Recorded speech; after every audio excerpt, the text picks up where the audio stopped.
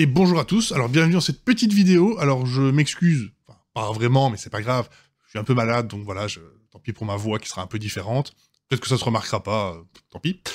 Alors cette petite vidéo, c'est quoi? C'est un petit peu justement pour répondre à des questions que j'ai parfois en commentaire. En faisant ce genre de vidéo, ça me permet de facilement vous rediriger sur une vidéo qui contient un peu tout sur un sujet, et je ne vais pas vous dire, ah bah alors à la 30e seconde, celle-là, non, non. En fait, voilà, là aujourd'hui, on va parler de la sélection dans Blender, et le but c'est vraiment de vous montrer toutes les astuces que je connais, peut-être d'autres, mais toutes celles en tout cas qui me viennent en tête après réflexion, après cette magnifique liste griffonnée sur un bout de papier déchiré. Toutes les idées sur la sélection dans Blender, comment être efficace dans la sélection, comment réussir à facilement isoler des morceaux de votre géométrie via raccourci ou via menu. Voilà, on se retrouve donc juste après le générique.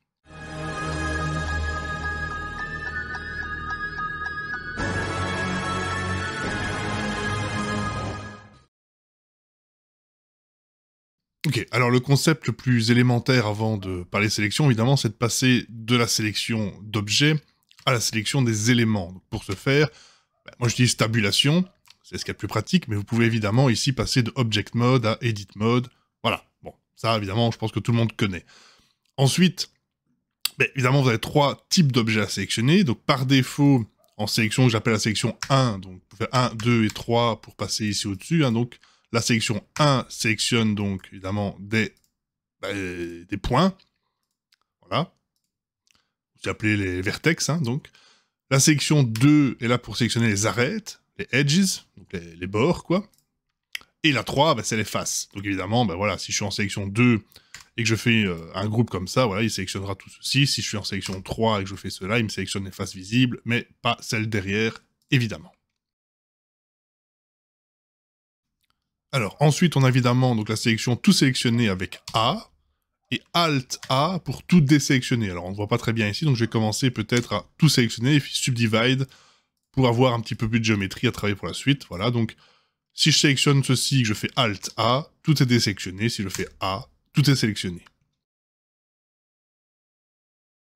Alors, pour ce qui est de la sélection la plus intuitive, c'est évidemment en maintenant clic gauche, on fait un rectangle de sélection, et ça sélectionne évidemment ce qu'il y a devant nous. Alors attention que ça ne sélectionne que ce qui est visible à l'écran, ça ne va jamais sélectionner derrière l'objet. Si vous voulez sélectionner derrière l'objet, il faut passer en mode X-Ray. Comme ça, vous voyez désormais à travers votre objet. Et là, si je sélectionne, je vais mettre par exemple en vue 1, voilà, et que je fais une sélection comme ceci, ça m'a bien sélectionné tout autour de l'objet. Voilà. Si vous n'êtes pas en mode X-Ray, évidemment, en fait, du coup, vous ne sélectionnez que les faces visibles. Voilà. Alors, on a évidemment, donc vous voyez ici, ça c'est la sélection en box, mais il y a une petite flèche dans le coin ici. Si vous maintenez le clic gauche, vous pouvez choisir autre chose, comme par exemple la sélection en cercle ou en lasso. Donc en lasso, c'est simplement une sélection arbitraire, où la forme est arbitraire. Vous dessinez ce que vous voulez et ça sélectionne les faces, ou du moins, je suis en mode face, ça sélectionne les éléments qui sont dans votre sélection. Il y a aussi donc la sélection en cercle avec C, qui permet donc de sélectionner en cliquant gauche et de désélectionner en maintenant enfoncé la roulette de la souris.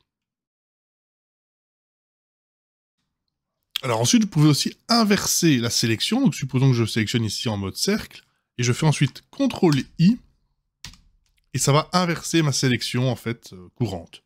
Là aussi, que ce soit en vertex, ou en arête, ou en face. Ça marche aussi. Alors, une autre sélection qui est très utile, c'est le Alt-Click, justement, donc, qui permet de sélectionner, c'est difficile à dire, les sortes de chemins, ou plutôt tout ce qui est lié autour de votre sélection. Je vous montre, si je fais Alt-Clic gauche ici, ça fait le tour. Si je fais Alt-Clic gauche ici, donc ça se fait dans ce sens-là. Et si je veux, en fait, influencer le sens, il faut que mon clic gauche se fasse proche d'une des arêtes dans le sens qui m'intéresse. Donc si je clique au milieu, en fait, c'est un peu arbitraire. Il faut soit cliquer bien au-dessus, soit à droite ou à gauche pour vraiment définir la direction de votre sélection.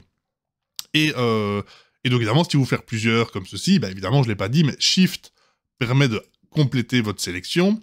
Et donc, Shift, Alt, clic gauche permet donc à son tour de rajouter donc des sélections, j'appelle ça faire le tour, entre guillemets, de votre géométrie. Alors ensuite, on a la sélection aléatoire. Avec F3, vous tapez random, donc aléatoire, et vous avez Select Random, donc vous cliquez dessus, et ça prend donc arbitrairement des faces, ou encore une fois ce que vous avez comme mode de sélection, sur votre géométrie. Alors c'est bien, donc je vais utiliser ça pour faire une petite modification de géométrie qui serait utile pour la suite, donc je vais faire double inset avec I, Alt extruder, voilà, c'est juste pour la géométrie, hein, c'est pas pour la sélection en elle-même, c'est pour la suite de cette vidéo, donc hop, je vais créer un peu de géométrie comme ceci, voilà. Donc maintenant j'ai ce modèle un peu compliqué, imaginons que, oh zut, je veux sélectionner toutes les faces ici. Tout ce qui est extrudé, ça va me prendre un temps fou, à moins que, justement, je vous montre comment faire ça. Alors, la sélection qui nous intéresse, c'est la sélection similaire. Alors, on peut le faire select et faire une sélection similaire ici, ou simplement Shift G. Donc, sélectionnons par exemple cette face, Shift G, et on va prendre toutes les faces de même périmètre, et il vient donc de me sélectionner, visible ou pas, donc toutes les faces identiques. Je peux faire la même chose avec celle-ci, Shift G, périmètre ou R, hein, dans ce cas-ci ça marche aussi, voilà, j'ai donc toutes les faces, alors évidemment pas celles-là derrière, parce que en fait elles sont constituées de plus petites faces, donc elles ne seront pas sélectionnées. Si par contre je voulais sélectionner soit toutes les faces qui sont coplanaires, hein, c'est le terme exact, Shift G, et j'ai coplanaire, et voilà, il me fait en fait donc toutes les faces de même plan. Je peux sélectionner celle-là au-dessus, faire Shift G, coplanaire, et il me trouve aussi donc toutes les faces de même plan. Je peux aussi sélectionner par normal. Donc, par exemple, je choisis celle-ci, Shift G, et je vais choisir normal. Et en fait, ce qui va se passer ici, je vais le faire avec j'ai un outil, voilà, je peux dessiner, donc c'est qu'il m'a sélectionné tout ce qui avait une normale, en gros, qui pointait par ici, comme ceci. Et donc, de fait, il y a ceci, mais il y a aussi celle-là. De ce côté-ci, il n'y a rien, parce que là, les normales, elles vont de ce côté-ci, donc ça ne nous intéresse pas.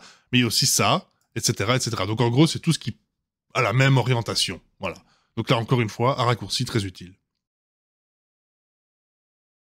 Alors ensuite, quand vous avez une sélection, donc par exemple, je vais refaire donc, toutes les petites faces ici en faisant par périmètre, vous pouvez agrandir ou diminuer la sélection. Donc agrandir avec CTRL+, ça va prendre donc les faces liées à cette sélection, hein, donc un cran plus loin, on va dire, donc CTRL+ à nouveau, CTRL+, voilà, j'ai presque tout, voilà.